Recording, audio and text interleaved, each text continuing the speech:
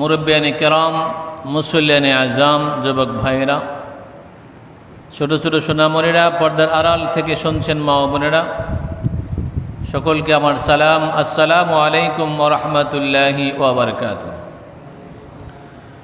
সকল প্রশংসা মহান আল্লাহর জন্য,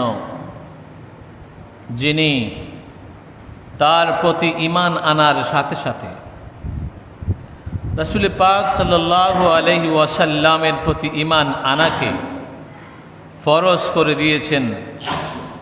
কুরআনুল কারীমের মাধ্যমে তার বহু প্রমাণ রয়েছে। আল্লাহ পাক সুবহানাহু তাআলার দরবারে শুকরিয়া আদায় করছি যে আল্লাহ রাব্বুল আলামিন আমাদেরকে ঈমানদার বানিয়েছেন। সকলেই বলি আলহামদুলিল্লাহ। সম্মানিত হাজিরিন, আল্লাহ তাআলাকে যেমন বিশ্বাস করতে হবে, আল্লাহ রাসূল সাল্লাল্লাহু আলাইহি ওয়াসাল্লামকেও বিশ্বাস করতে হবে। আমরা আমাদের মসজিদে পরিষ্কার দেখি, আমাদের মেহরাবের উপরে এখানে আরবিতে লেখা আছে লা ইলাহা ইল্লাল্লাহু মুহাম্মাদুর রাসূলুল্লাহ সাল্লাল্লাহু আলাইহি ওয়াসাল্লাম। এখানে পরিষ্কার লেখা আছে লা ইলাহা ইল্লাল্লাহ মুহাম্মাদুর রাসূলুল্লাহ। কলেমা তৈয়ব, এই কলেমা আমরা যারা জীবনে আরবি লেখাপড়াও জানে না, আলিফ বাও চিনে না, তারাও জানে। এই কলেমা যারা পড়ে তারাই ঈমানদার, তারাই ঈমান আনলো। লা ইলাহা ইল্লাল্লাহ অক্ষর হলো 12টা, আর মুহাম্মাদুর রাসূলুল্লাহ অক্ষর হলো 12টা। লা ইলাহা ইল্লাল্লাহ এই 12টা অক্ষর হলো আল্লাহ যে একক অদ্বিতীয়, এই তাওহীদের প্রমাণ ঘোষণা। আর মুহাম্মাদুর রাসূলুল্লাহ সাল্লাল্লাহু আলাইহি সাল্লাম আল্লাহর নবী, আল্লাহর রাসূল, আল্লাহর বন্ধু, এই 12টা অক্ষর তার প্রমাণ করে রেসালাতের ঘোষণা। তাওহীদ বিশ্বাস করলে ঈমানদার নয়, তাওহীদের সাথে সাথে রেসালাতকে বিশ্বাস করার নামই ঈমানদার। কারণ শুধু লা ইলাহা ইল্লাল্লাহ কিয়ামত পর্যন্ত আপনি পাঠ করবেন, ঈমানদার হতে পারবেন না যদি মুহাম্মাদুর রাসূলুল্লাহ সাল্লাল্লাহু আলাইহি সাল্লাম না পাঠ করেন। তো আজকের যে খুতবা, সে খুতবার বিষয় হচ্ছে ফিল ঈমানি বি রাসূলিনা মুহাম্মাদিন সাল্লাল্লাহু আলাইহি সাল্লাম, যে আমাদের রাসূল মুহাম্মদ সাল্লাল্লাহু আলাইহি সাল্লামের প্রতি আমাদের ঈমান সম্পর্কে।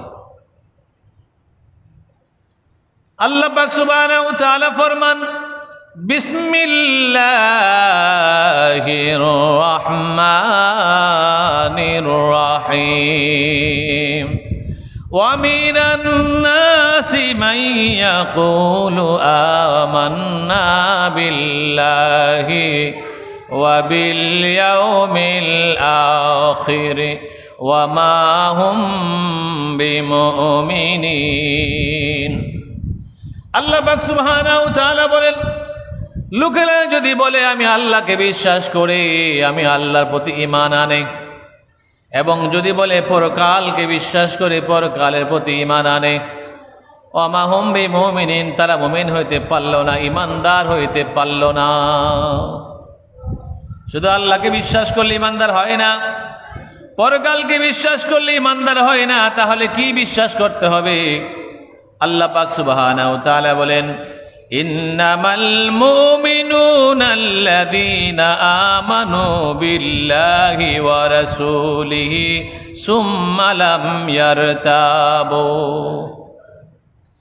আল্লাহ পাক সুবহানাহু ওয়া তাআলা বলেন, ঈমানদার মুমিন কেবল তারাই যারা আল্লাহ তাআলা এবং তার নবী মুহাম্মদুর রাসূলুল্লাহ সাল্লাল্লাহু আলাইহি ওয়াসাল্লামের প্রতি ঈমান এনেছে। ঈমানদার তারা যারা আল্লাহকে বিশ্বাস করে এবং আল্লাহ রাসূলকে বিশ্বাস করে, তারাই হলো ঈমানদার। তারপরে ঈমান আনার পরে আর সন্দেহ পোষণ করে না, ঈমান যে আনলাম এটা ঠিক আছে নি।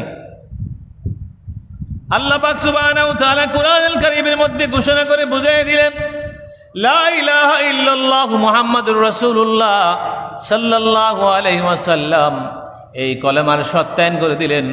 ইন্নামাল মুমিনুনা আল্লাযীনা আমানু বিল্লাহি ওয়া রাসূলিহি সুম্মা লাম ইয়ারতাবু।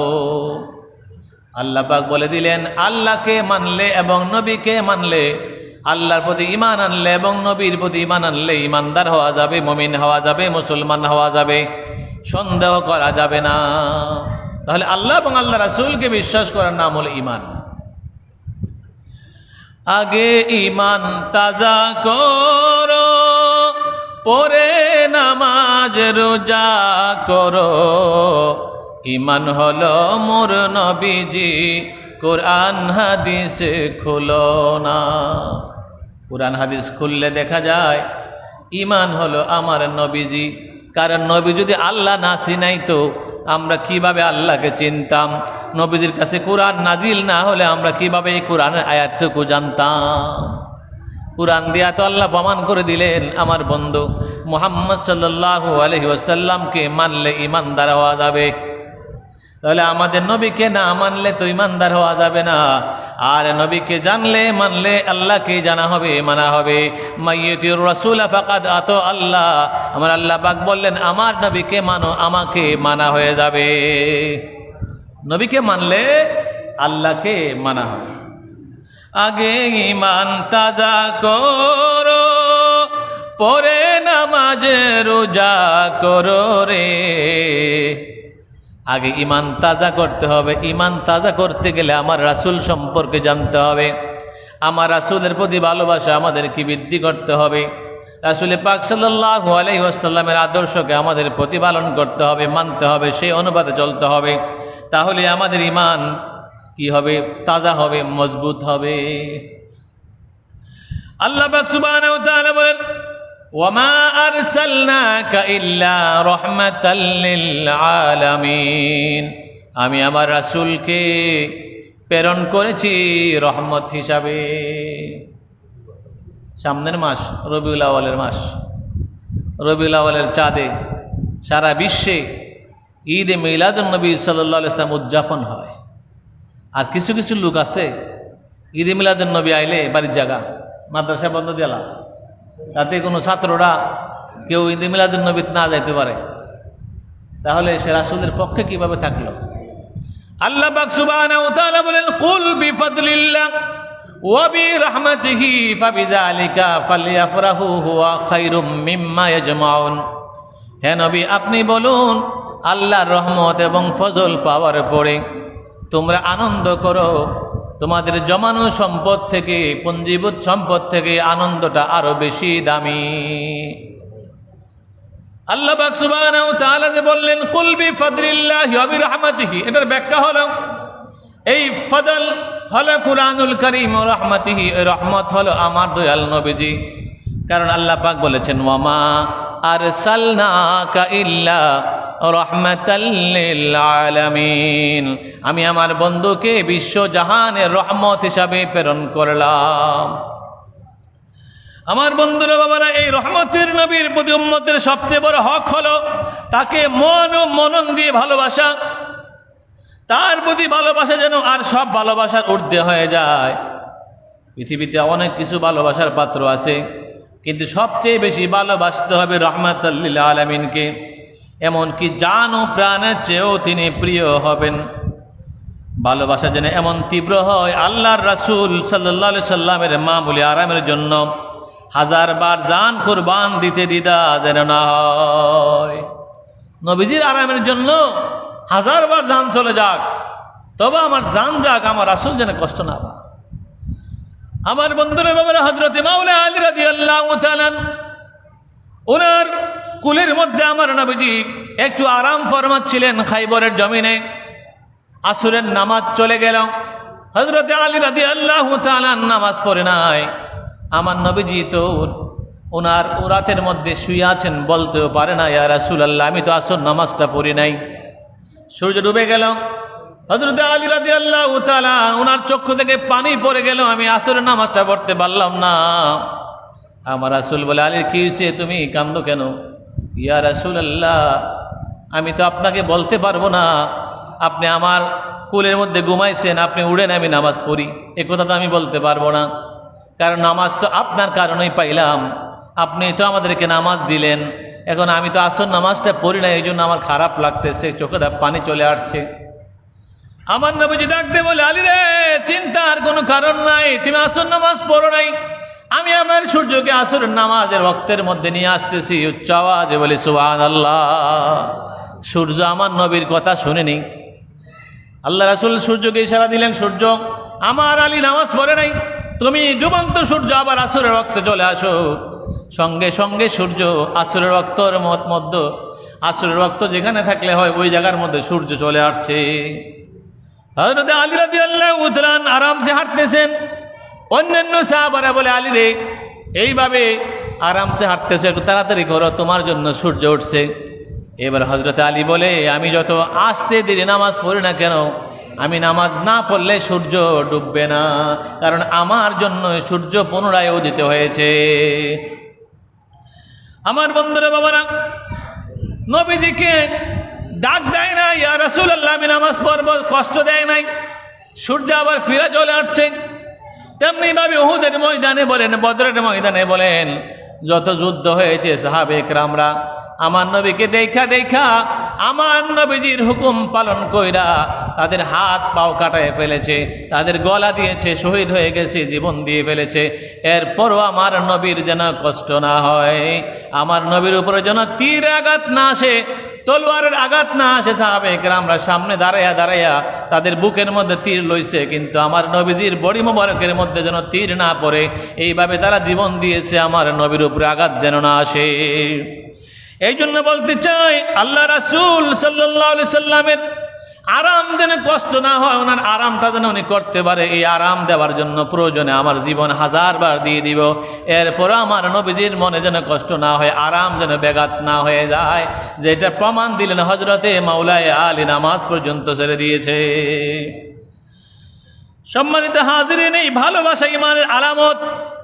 খুদ আল্লাহ পাক সুবহানাহু ওয়া তাআলার বন্ধু রাসূল দু জাহান সাল্লাল্লাহু আলাইহি ওয়াসাল্লাম ইরশাদ করেন, আনাসিন ক্বালা ক্বালা রাসূলুল্লাহ সাল্লাল্লাহু আলাইহি ওয়াসাল্লাম, লা ইউমিনু আহাদুকুম হাত্তা আকুনা আহাব্বা ইলাইহি মিন ওয়ালিদিহি ওয়া ওয়ালাদিহি ওয়ান নাসি আজমাইন। তোমরা কেউ ততক্ষণ পর্যন্ত ঈমানদার হতে পারবে না যতক্ষণ না তার কাছে আমি তার পিতা মাতার চেয়ে, সন্তানাদির চেয়ে, সমস্ত মানুষের চেয়ে প্রিয় না হইতে পারলাম, ততক্ষণ পর্যন্ত তুমি ঈমানদার হতে পারলে না। তাহলে আল্লাহ রাসূলকে ভালোবাসতে হবে, ছেলে মেয়ে, স্ত্রী, পরিবার, ধন সম্পদ, এমনকি জানের চেয়েও বেশি ভালোবাসতে হবে আল্লাহ নবী, প্রিয় নবী সাল্লাল্লাহু আলাইহি সাল্লামকে। আর না হলে ঈমানদার হওয়া সম্ভব হবে না।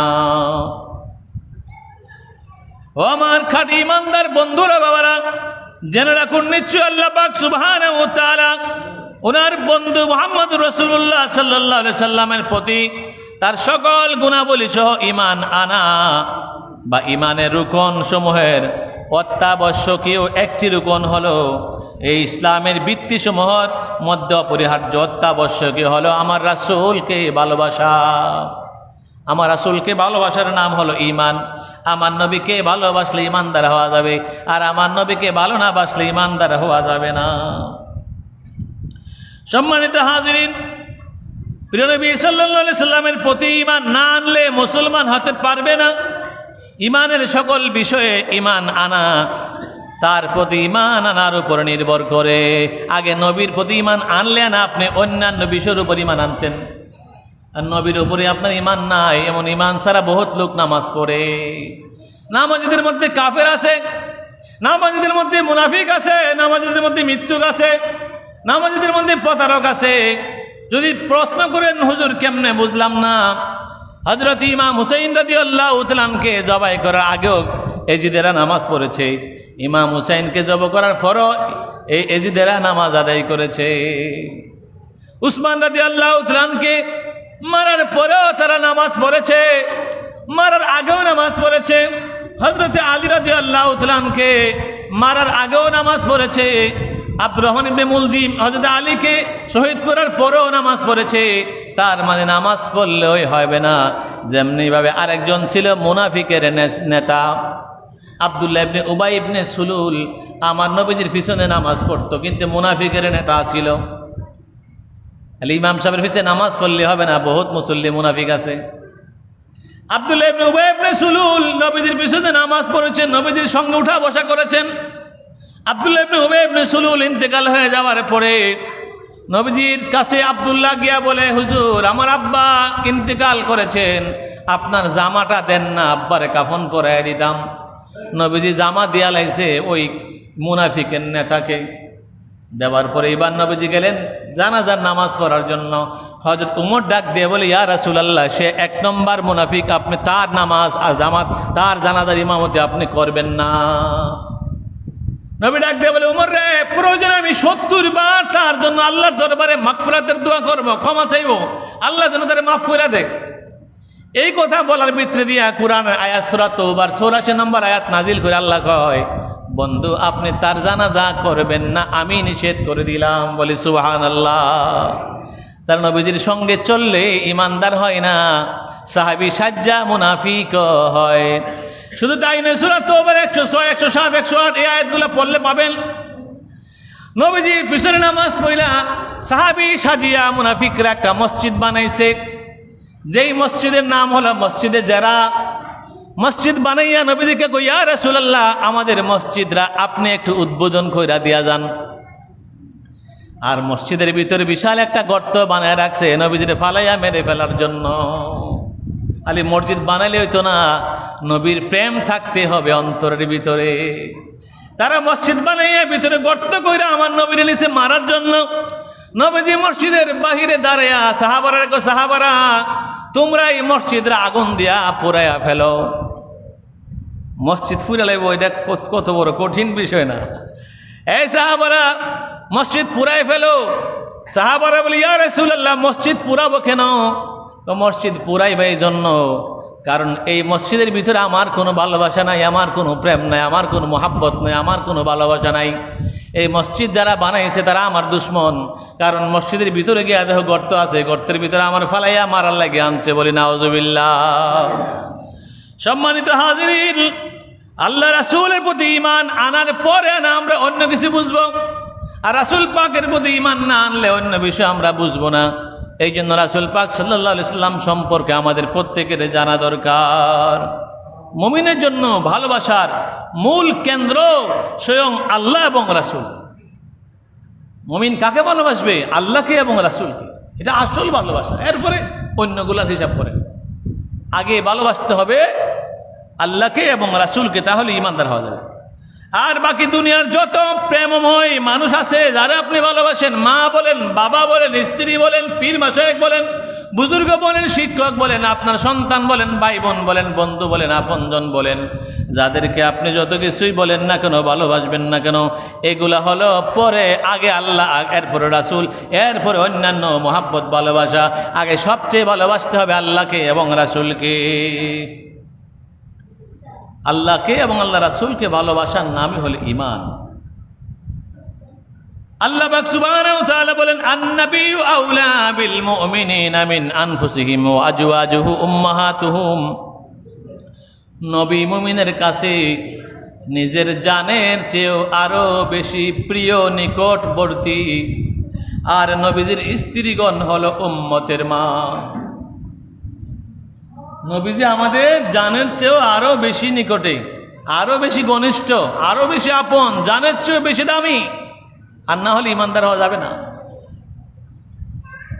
যেই ব্যক্তি নিজের জান, মাল ও নিজের আকাঙ্ক্ষা প্রবৃত্তির উপর প্রিয় নবী সাল্লাল্লাহু আলাইহি সাল্লামের প্রতি ভালোবাসাকে প্রাধান্য দিতে না পারবে, বোঝা যাবে তার ঈমানের মধ্যে ঘাটতি আছে, তার ঈমানের মধ্যে ভেজাল আছে। 12টা বেলা ওয়াল আসলে কেউ কি গান বাজনা করে, কেউ কি ডেক্সেট বাজা, কেউ কি মদ খায়, গাঁজা খায়। 12টা বেলা আওয়াল আসতে তো আমার নবীজির শানে আলোচনা করে, আমার নবীজির শানে প্রোগ্রামগুলা করে। তাহলে যাদের মনে কষ্ট লাগে তাদের ঈমানের মধ্যে ভেজাল আছে। সম্মানিত হাজিরিন, আব্দুল্লাহ ইবনে হিশাম রাদিয়াল্লাহু তাআলা থেকে বর্ণিত, তিনি বলেন, আমরা একবার প্রিয় নবী সাল্লাল্লাহু আলাইহি সাল্লামের সঙ্গে ছিলাম। তিনি তখন উমর রাদিয়াল্লাহু তাআলা, উমর ইবনে খাত্তাব রাদিয়াল্লাহু তাআলা হাত ধরেছিলেন। নবীজি একবার উমরের হাত ধরে রাখছে। উমর নবীজিকে বলে, ইয়া রাসূলুল্লাহ, আমার জান ছাড়া আপনি আমার কাছে সব কিছুর চেয়ে অধিক প্রিয়। উমর রাদিয়াল্লাহু তাআলা যেখানে ইসলামের দ্বিতীয় খলিফা, নবীজির শ্বশুর এবং বীর যোদ্ধা, বিচক্ষণ, অনেক জ্ঞানী, অনেক শক্তিশালী, সে উমর রাদিয়াল্লাহু তাআলা এবং আবু জাহেল সম্পর্কে নবীজি আল্লাহর দরবারে দোয়া করছিলেন, আল্লাহ বলি উমরে আমার পক্ষে আইনা দাও, আর নাহলে আবু জাহেলরে আমার পক্ষে আইনা দাও। তো আল্লাহ আবু জাহেলরে আনে নাই, উমরকে নবীজির পক্ষে আইনা দিছে। কলমা পড়েছে। সেই উমর রাদিয়াল্লাহু তাআলা আনকে নবীজি হাত দিয়া দৌড়ে হাঁটতেছে। তো উমর বলেন, হে আল্লাহ রাসূল, আমার জান সারা আমার যত ধন সম্পদ যা কিছু আছে এর থেকে বেশি আপনারে ভালোবাসি। তখন প্রিয় নবী সাল্লাল্লাহু আলাইহি সাল্লাম বললেন, হে উমর শুনো, যার হাতে আমি নবীজির প্রাণ, ওই আল্লাহ পাকের কসম করে বলি, তোমার কাছে আমি যেন তোমার প্রাণের চেয়েও প্রিয় হই, তোমার প্রাণের চেয়েও যেন আমি রাসূল তোমার কাছে প্রিয় হই। তখন উমর রাদিয়াল্লাহু তাআলা নবীজিকে বললেন, আল্লাহর কসম, এখন আপনি আমার কাছে আমার জানের চেয়েও প্রিয় পাত্র হয়ে গেলেন। নবীজি বললেন, হে উমর, এখন তুমি সত্যিকারের ইমানদার বলে দাবি করতে পারবে। তার মানে জানের চেয়ে বেশি ভালো না বাসলে ইমানদার হওয়া যাবে না। আল্লাহ রাসূল সাল্লাল্লাহু আলাইহি ওয়াসাল্লামের প্রতি ভালোবাসার ফায়দা অফুরান ভালোবাসার ফায়দা। এর মধ্যে প্রথমত সবচেয়ে বড় ফায়দা হলো, প্রেমিক মানুষ তার প্রেমাস্পদকে মানে রাসূলুল্লাহ সাল্লাল্লাহু আলাইহি ওয়াসাল্লামকে খুশি করতে প্রতিনিয়ত জান কুরবান দিতে পারবে। এইভাবে প্রিয় নবী সাল্লাল্লাহু আলাইহি ওয়াসাল্লামের আনুগত্য সহজ হয়ে যায়। আল্লাহ রাসূলকে যদি জানের চেয়ে বেশি ভালোবাসেন তাহলে জান দেওয়াটা কোনো ব্যাপার না। দ্বিতীয় বড় ফায়দা হলো, প্রত্যেক প্রেমিকের জন্য রয়েছে সুসংবাদ। যেই সুসংবাদ স্বয়ং আল্লাহ রাসূল সাল্লাল্লাহু আলাইহি ওয়াসাল্লাম দিয়ে গেছেন, হাসর নসরে তার সাথে হবে যাকে আপনি ভালোবাসেন। নবীকে যদি আপনি ভালোবাসেন, ওনার সাথে আপনার হাসর নসর হবে। হযরতে আনাস রাদিয়াল্লাহু তাআলা আনহু থেকে হাদিস বর্ণিত, এক সাহাবী রাসূলুল্লাহ সাল্লাল্লাহু আলাইহি সাল্লামের দরবারে এসে জিজ্ঞাসা করলো, ইয়া রাসূলুল্লাহ, কিয়ামত কখন হবে? আল্লাহ রাসূল জানতে চাইলেন, কিয়ামতের কথা জিজ্ঞাসা করলা, কিয়ামতের জন্য তুমি কি কি তৈরি করছো, কি কি প্রস্তুতি নিছো? সাহাবী বললেন, আমি অধিক পরিমাণে নামাজ, রোজা, সাদকা, দান খয়রাত আদায় করতে পারি নাই।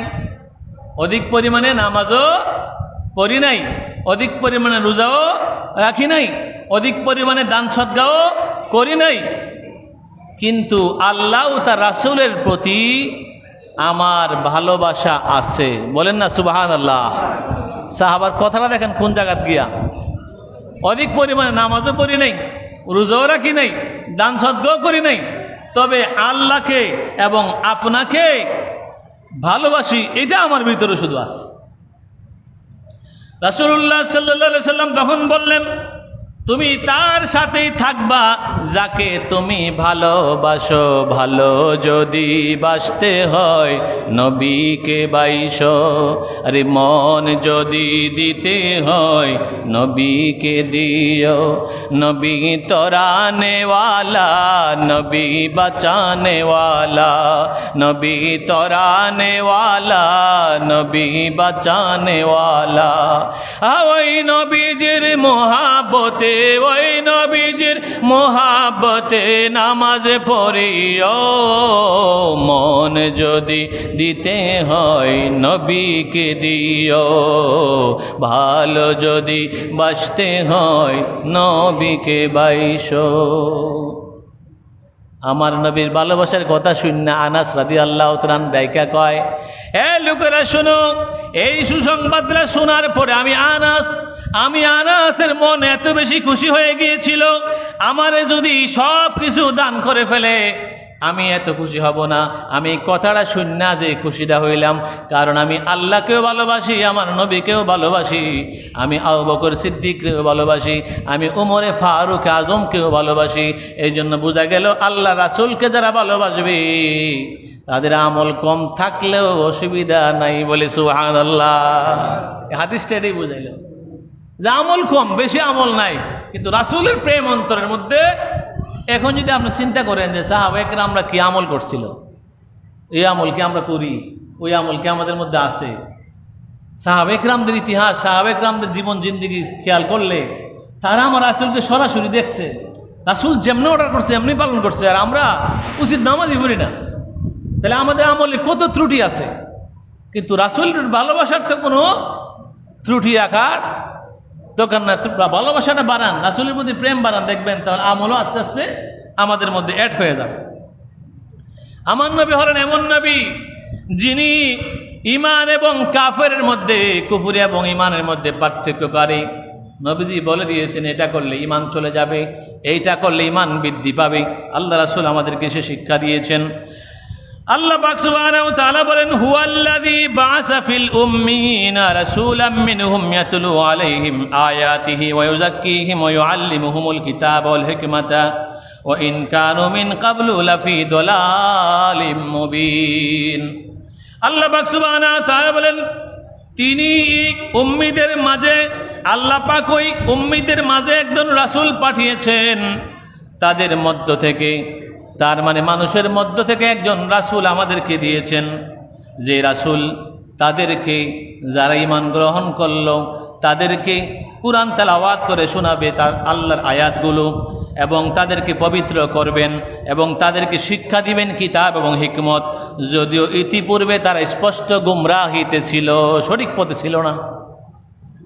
আল্লাহ রাসূল আসমান থেকে পড়েন নাই, আল্লাহ রাসূল মানব জাতি থেকে আসছেন, কিন্তু আল্লাহ রাসূলকে সৃষ্টি করা হয়েছে সর্বপ্রথম। আউয়ালু মা খালাকাল্লাহু নূরি, নবীজি বলেন সর্বপ্রথম আল্লাহ পাক আমার নূরকে সৃষ্টি করেছেন।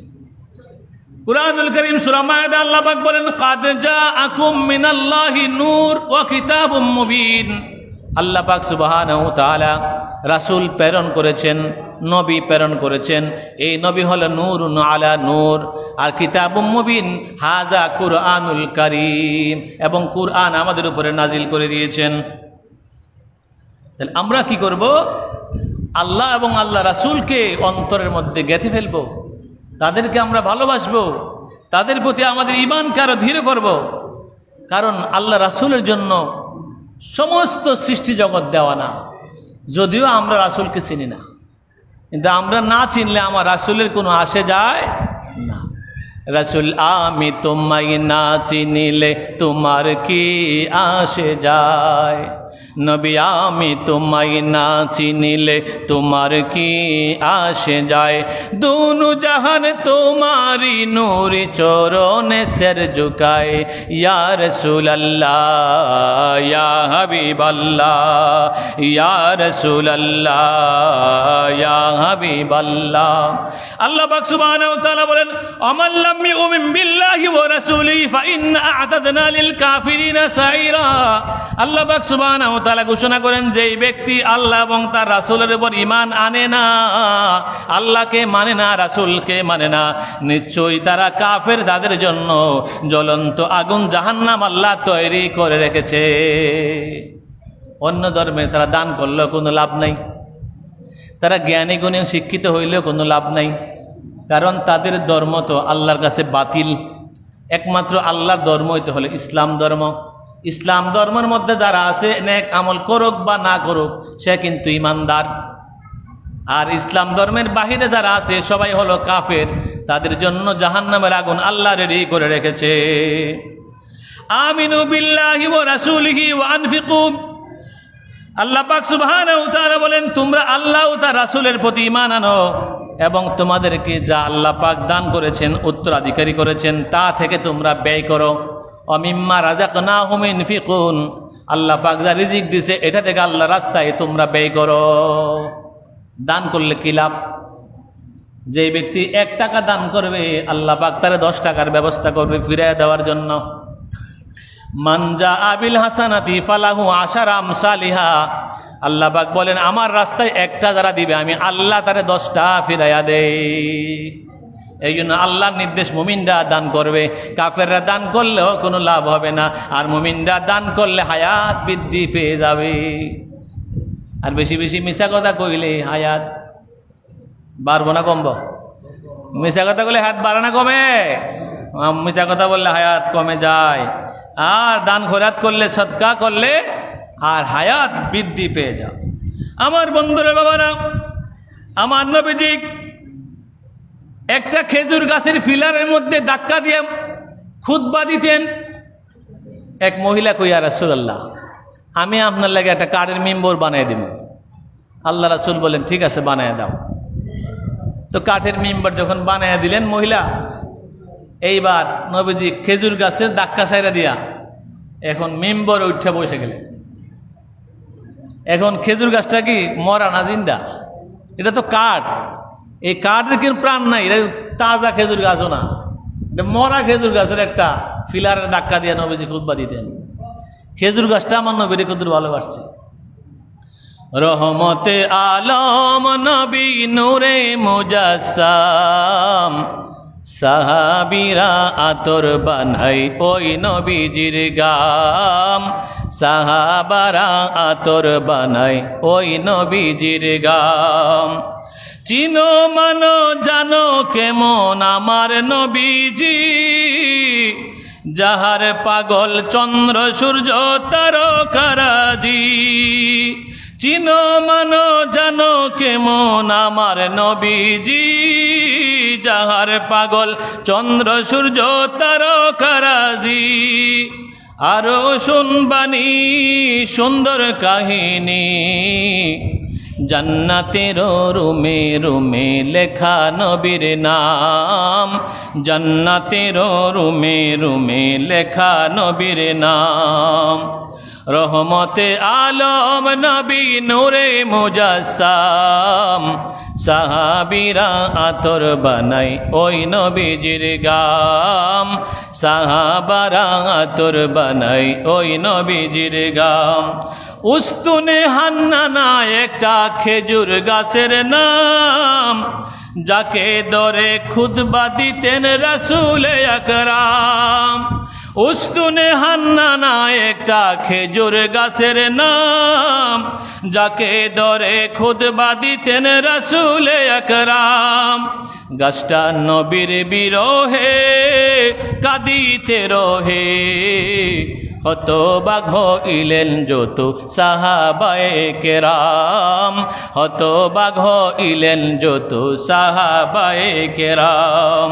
রহমতে আলম নবী নূরে মুজাসসাম, সাহাবীরা আতর বানাই ওই নবীজির গাম। আমরা মানুষ হতভাগা নবী চিনি না, পশু পাখি নবী চিনে করিল কান্না। যে চিনেছে সেই পেয়েছে, পাহাড় পর্বত গাছপালা দিয়েছে সালাম, পাহাড় পর্বত গাছপালা দিয়েছে সালাম। রহমতে আলম নবী নূরে মুজাসসাম, সাহাবীরা আতর বানাই ওই নবীজির গাম। সাহাবে ইকরামরা আমার নবীজির গাম মুবারক নিয়ে আতর হিসাবে ব্যবহার করত।